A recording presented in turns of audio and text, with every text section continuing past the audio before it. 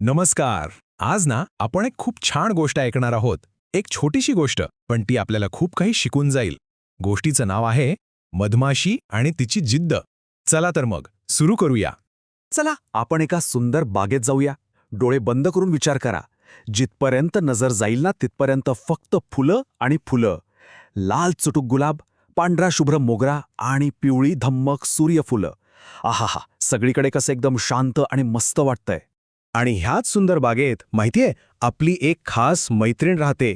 ती आहे या गोष्टीची हिरोईन. एक चिमुकली पण प्रचंड मेहनती मधमाशी.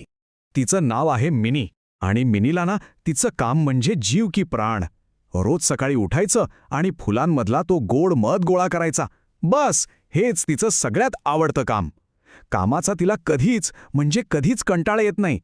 तर सगळं काही असं मस्त अगदी नेहमीसारखं चाललं होतं. पण म्हणतात ना, प्रत्येक शांततेनंतर एक वादळ येतच, बरोबर? तसंच काहीसं मिनीच्या आयुष्यातही घडणार होतं. एक मोठं संकट तिच्यावर येणार होतं. एके दिवशी काय झालं, मिनी आपलं काम करत होती आणि अचानक सगळं बदलून गेलं. अचानक इतका जोराचा वारा सुटला आणि बघता बघता टपटप करत पाऊसही सुरू झाला. आता विचार करा, एवढ्याशा मधमाशीसाठी हे किती मोठं संकट असेल नाही का? त्या वाऱ्यामुळे तर तिला धड उडता पण येत नव्हतं. हे सगळं बघून बिचारी मिनी घाबरली. साहजिकच आहे ना का? तिच्या मनात आलं, अरे देवा, आज तर आपलं काम होणारच नाही बहुतेक. ती एकदम निराश झाली.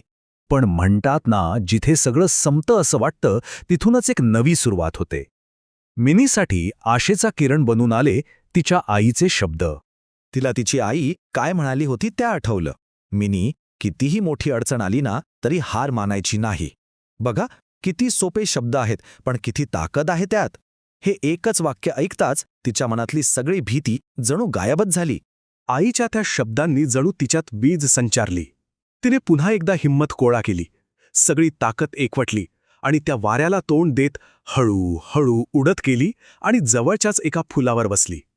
आणि काय, तिने थोडासा मध गोळा केला सुद्धा. आणि मग तिच्या डोक्यात एक नवीन विचार आला. ठीक आहे, एकदम सगळं काम नाही होणार, पण मी थोडं थोडं करून माझं काम पूर्ण करणारच. हा जो आत्मविश्वास होता ना, तोच सगळ्यात महत्वाचा होता. आणि मग काय, एकदा का जिद्द आणि मेहनत एकत्र आले की विजय तर पक्काच. मिनीच्या बाबतीत अगदी हेच झालं. इथे बघा, वादळ सुरू असताना काय होतं? जोराचा वारा, पाऊस आणि आपली मिनी थोडी घाबरलेली होती. पण वादळानंतर काय झालं? आकाश एकदम स्वच्छ झालं होतं आणि मिनी ती खूप खुश होती. का? कारण तिने हार न मानता आपलं काम पूर्ण केलं होतं. तेव्हा ती स्वतःशीच म्हणाली, वाह, मी हार मानली नाही म्हणून मला हे यश मिळालं. खरंच तिच्या मेहनतीला आणि तिच्या जिद्दीला फळ मिळालं होतं.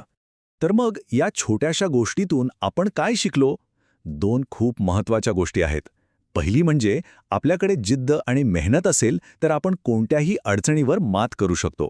आणि दुसरी, सगळ्यात महत्त्वाची गोष्ट, जे कधी हार मानत नाहीत, यश त्यांच्याकडे चालून येतं. ही गोष्ट जरी मिनी मधमाशीची असली तरी ती आपल्या सगळ्यांची आहे, नाही का? आपल्या प्रत्येकाच्या आयुष्यात असे वारे आणि पाऊस म्हणजे अडचणी येतच असतात. कधी अभ्यासात, कधी कामात किंवा कधी वैयक्तिक आयुष्यात. पण मिनी आपल्याला एक खूप मोठी गोष्ट शिकवते. अशा वेळी खचून जायचं नाही, फक्त प्रयत्न करत राहायचं. तर मग विचार करा, जेव्हा आपल्या आयुष्यात असं एखादं वादळ येईल तेव्हा आपण